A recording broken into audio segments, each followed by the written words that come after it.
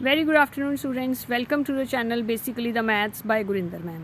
आज की इस वीडियो में हम आपके साथ डिस्कस करने जा रहे हैं properties of multiplication in complex numbers. ऐसे ही हमने प्रॉपर्टीज़ अंडर एडिशन भी डिस्कस करी थी, अब हम प्रॉपर्टीज़ अंडर मल्टीप्लिकेशन को डिस्कस करने जा रहे हैं। So let's start the first property. The multiplication of two complex numbers is a complex number. दो कॉम्प्लेक्स नंबर्स को अगर हम आपस में मल्टीप्लाई करेंगे तो वो भी हमारे पास एक कॉम्प्लेक्स नंबर ही बनेगा। देख लेते हैं कैसे। दस C is closed under multiplication. इसको हम क्लोजर प्रॉपर्टी भी कहते हैं, क्लोज्ड अंडर मल्टीप्लिकेशन भी कहते हैं। So these are the ways. ऐसे ही हमने 5 प्रॉपर्टीज़ जो थी वो एडिशन में भी करी थी कॉम्प्लेक्स नंबर्स में। अगर आपने वो वाले वीडियोज़ नहीं देखी हैं तो मैं डिस्क्रिप्शन में उसका लिंक दे दूँगी, आप उसमें से देख सकते हैं एडिशन की प्रॉपर्टीज़ को। अभी मल्टीप्लिकेशन को आगे चलते हैं, नेक्स्ट पेज पे लेते हैं। ये यहाँ पे हमने सिम्बॉलिकल लैंग्वेज लिखी है कि सिम्बॉलिकली हम कैसे रिप्रेजेंट कर सकते हैं। For every Z1 and Z2 belonging to C।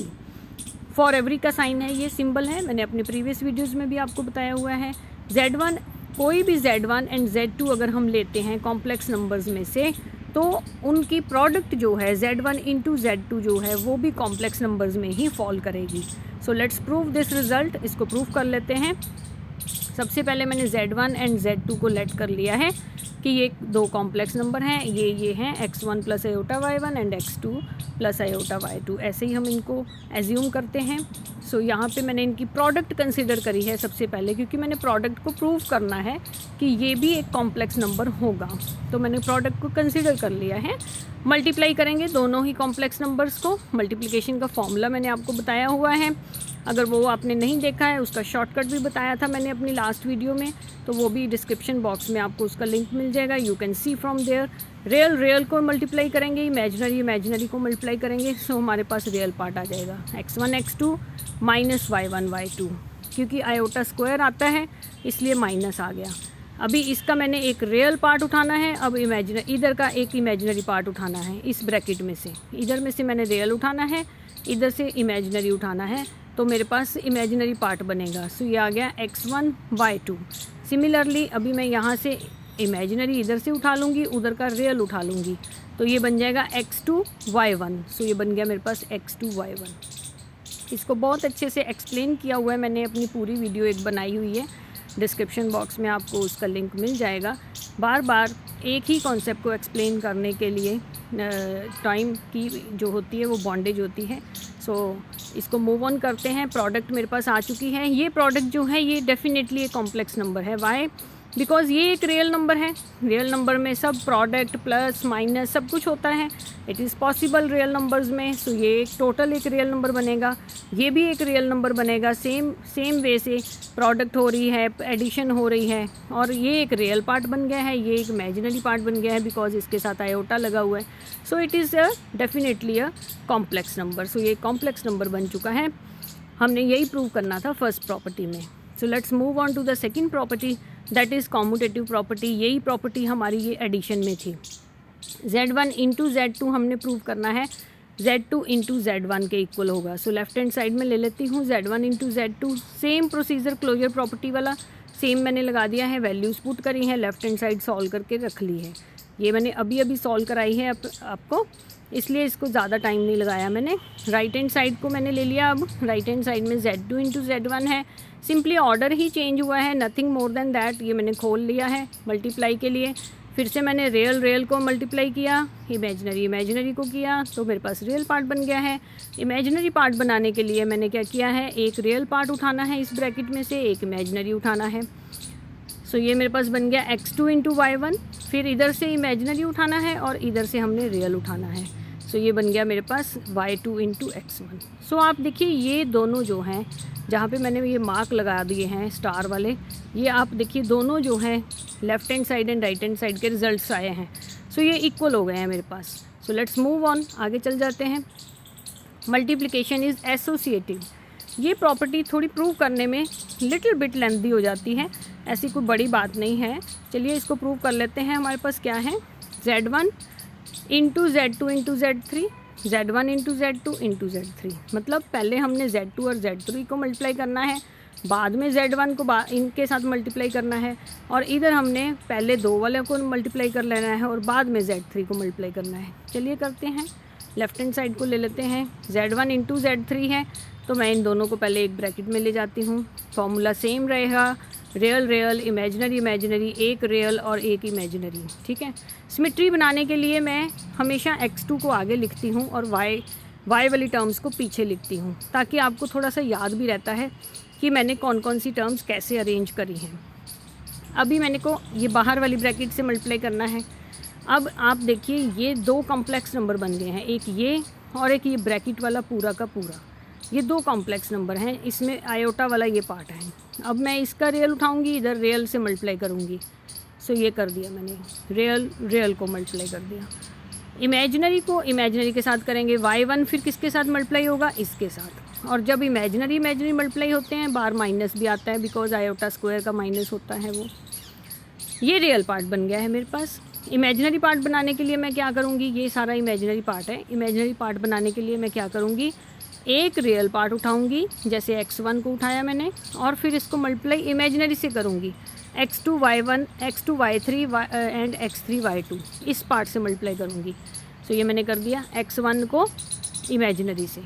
ऐसे ही इधर से मैं इमेजिनरी उठाऊँगी y1 को मैं मल्टीप्लाई करूँगी इधर वाले रियल से।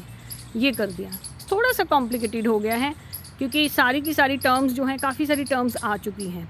तो ज़्यादा कंफ्यूज नहीं होना स्टूडेंट्स। आपके पास जब भी बहुत सारी टर्म्स आ जाती हैं, नंबर 1 उनमें टर्म्स को जो है वो अरेंज करके रखिएगा। x वाली टर्म्स को आगे ले लीजिए, y वाली टर्म्स को पीछे लेते जाइए।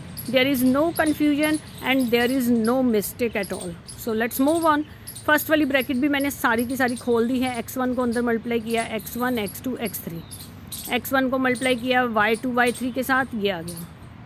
इधर y1 को मल्टीप्लाई किया x2 y3 के साथ। मैंने बताया आपको, मैं हमेशा टर्म्स की सिमेट्री बनाती हूँ, तो मैं x2 x3 टर्म्स को मैंने आगे लिखा है। सो यहाँ पे x2 y1 y3। सो इसके साथ मल्टीप्लाई किया मैंने y1 को, तो मेरे पास ये बन गया x3 y1 y2। सो x3 y1 y2। ऐसे ही मैंने ये सारी टर्म्स जो हैं अंदर मल्टीप्लाई कर दी हैं, और नेक्स्ट पेज पे मेरे पास ये रिज़ल्ट आ गया है। ये देखिए, कुछ भी नहीं किया है मैंने, सिंपली टर्म्स को जो है वो अंदर मल्टीप्लाई कर रही हूँ। तो यहाँ पे मेरे पास x1 x2 y3 आना है। देख लीजिए आप, ये टर्म x1 x2 y3 आ रहा है। ऐसे ही नेक्स्ट टर्म जो है वो मेरे पास क्या आ रही है, नेक्स्ट टर्म मेरे पास क्या आ रही है, इमेजिनरी की नेक्स्ट टर्म देखिए क्या आ रही है, x1 x3 y2। ये हमने निकाल ली थी ना, ये हमने x1 x3 y2। फिर इधर आ जाइए, यहाँ पे नेक्स्ट टर्म क्या आ गई, x2 x3 y1। सो यहाँ पे आ गई मेरे पास x2 x3 y1। फिर नेक्स्ट देख लीजिए, फिर मेरे पास ये आ रही है टर्म यहाँ पे फोर्थ टर्म, y1 को मल्टीप्लाई किया मैंने y2 y3 के साथ। सो सारी की सारी टर्म्स अंदर ये रहा, y1 y2 y3, सारी की सारी टर्म्स स्टूडेंट्स मेरी अंदर मल्टीप्लाई हो चुकी हैं। Now consider right hand side. Same way से मैं राइट हैंड साइड भी ले लूँगी। राइट हैंड साइड में मैंने को पहले ये वाली टर्म्स मल्टीप्लाई करनी है, x1 plus iota y1, x2 plus iota y2। इनको मल्टीप्लाई करने के बाद मेरे को ये थर्ड नंबर जो है इनके साथ मल्टीप्लाई करना है। So let's move on. इन दोनों को दोनों को मल्टीप्लाई करने के लिए हमने फर्स्ट क्लोजर प्रॉपर्टी में भी यही किया, कॉम्यूटेटिव प्रॉपर्टी में भी यही किया। तो ये मैंने सिंपली यहाँ पे खोल के लिख दिया है, दोबारा एक्सप्लेन मैं यहाँ पे नहीं कर रही हूँ। अभी इसके साथ x3 प्लस आयोटा y3 को हमने मल्टीप्लाई करना है। तो क्या करेंगे हम, रियल को मल्टीप्लाई करेंगे, फिर इमेजिनरी को मल्टीप्लाई करेंगे। देख लेते हैं नेक्स्ट स्लाइड पे। देखिए, रियल को कर दिया मैंने, इमेजिनरी के साथ इमेजिनरी को मल्टीप्लाई कर दिया। इमेजिनरी जब भी मल्टीप्लाई होता है साथ में हम माइनस लगाते हैं आयोटा स्क्वायर का। अब हम क्या करेंगे, इमेजिनरी पार्ट बनाना है मैंने आयोटा वाला। तो मैं क्या करूँगी, मैं आयोटा वाला पार्ट बनाने के लिए एक रियल पार्ट उठाऊंगी फर्स्ट ब्रैकेट का, और दूसरी ब्रैकेट का इमेजिनरी। ऑपोजिट्स उठाने होते हैं ना हमने जब इमेजिनरी पार्ट बनाते हैं। तो यहाँ से x1 x2 minus y1 y2 को मल्टीप्लाई करेंगे y3 के साथ। ये देखिए, x1 x2 y1 y2 को y3 के साथ मल्टीप्लाई किया। फिर मैं दूसरी में क्या करूँगी, एक नंबर और आना है, उसमें भी मैंने इमेजिनरी बनाना है। तो ये जो है अभी ये वाला इमेजिनरी जो है ये x3 के साथ मल्टीप्लाई होगा। इधर का रियल लेंगे, अब उल्टा कर देंगे, जिधर का पहले इमेजिनरी लिया था उधर का रियल ले लेंगे, और जिधर का रियल लिया था उधर का इमेजिनरी ले लेंगे, और वाइस वर्सा बिल्कुल ले लेंगे। सो यहाँ पे मेरे पास ये आ गया x1 y2 plus x2 y1 into x3, ये आ गया मेरे पास। ठीक है जी, अभी इस सबको हम जो है वो मल्टीप्लाई करके खोल लेते हैं। सारी टर्म्स मेरे पास आ चुकी हैं। ये देखिए फर्स्ट टर्म क्या आ जाएगी, यहाँ पे ये मल्टीप्लाई हो जाएगा x1 x2 x3, फिर आ गया मेरे पास यही x3 इधर मल्टीप्लाई होएगा x3 y1 y2, ये y3 मल्टीप्लाई हो जाएगा तो x1 y2 y3, फिर y3 अंदर मल्टीप्लाई होगा इसके साथ फोर्थ टर्म के साथ, तो ये आ जाएगा माइनस बाहर भी पड़ा हुआ है वो भी लेना है हमने साथ में, माइनस x2 y1 y3। सो इसी तरह से ये आयोटा वाली टर्म्स भी आ जाएंगी अंदर, y3 मल्टीप्लाई कर लेंगे x1 x2 y3 minus y1 y2 y3 plus x1 x3 y2 plus x2 x3 y1। So all terms I have completed, सभी टर्म्स को आपस में मैंने मल्टीप्लाई कर लिया है। अब इनको चेक कर लेते हैं। हमारे पास लेफ़्ट हैंड साइड और राइट हैंड साइड का रिज़ल्ट आ चुका है। ये लेफ़्ट हैंड साइड का रिज़ल्ट था स्टूडेंट्स, यहाँ पे ये रियल पार्ट था और ये इसका इमेजिनरी पार्ट है। ठीक है, राइट हैंड साइड जहाँ से शुरू हुई है उसके पहले हमारे पास लेफ़्ट हैंड साइड का सारा रिज़ल्ट था। तो इसको चेक कर लेते हैं। x1 x2 x3 ये टर्म आई है आपके पास राइट हैंड साइड का। फर्स्ट टर्म देखिए x1 x2 x3, ऐसे ही लेफ्ट हैंड साइड फिर से चेक करिए। Second term x1 y2 y3, सो मैं चेक करती हूँ x1 y2 y3 ये रही, ये मैंने चेक कर दी आपके साथ, मैच कर दी, ये भी मैच कर दी। अब मैं नेक्स्ट चेक करती हूँ, नेक्स्ट टर्म चेक कर लेती हूँ।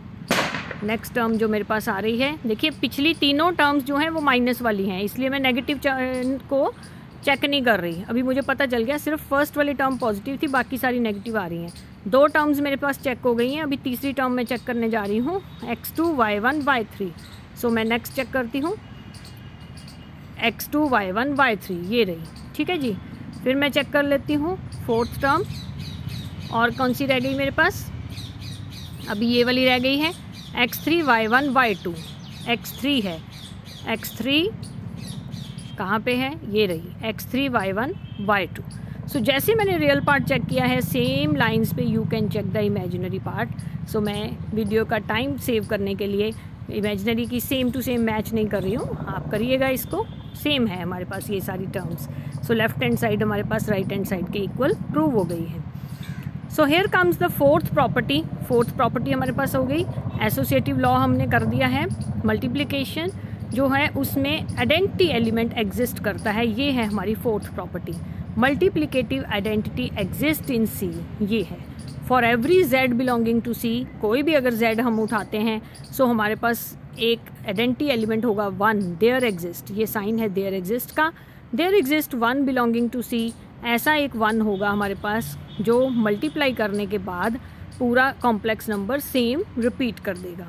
सो लेट्स मूव ऑन, इसको चेक कर लेते हैं, देखते हैं। z into 1 is equal to z is equal to 1 into z। किसी भी साइड पे, चाहे लेफ्ट हैंड साइड पे चाहे राइट हैंड साइड पे हम रख के करें, हमारे पास लॉ जो है वो ऐसे ही होल्ड करेगा। So let's prove it. मैंने कॉम्प्लेक्स नंबर ले लिया है x plus iota y, let कर लिया है। लेफ्ट हैंड साइड ले लेती हूँ मैं ये वाली, z इंटू 1, z ले लिया है। 1 को हम क्या लिख सकते हैं, 1 को हम लिख सकते हैं 1 प्लस आयोटा टाइम्स 0। सो ये मेरे पास हो गया। सो इस दो कॉम्प्लेक्स नंबर्स कैसे मल्टीप्लाई होंगे, रियल मल्टीप्लाई होएगा।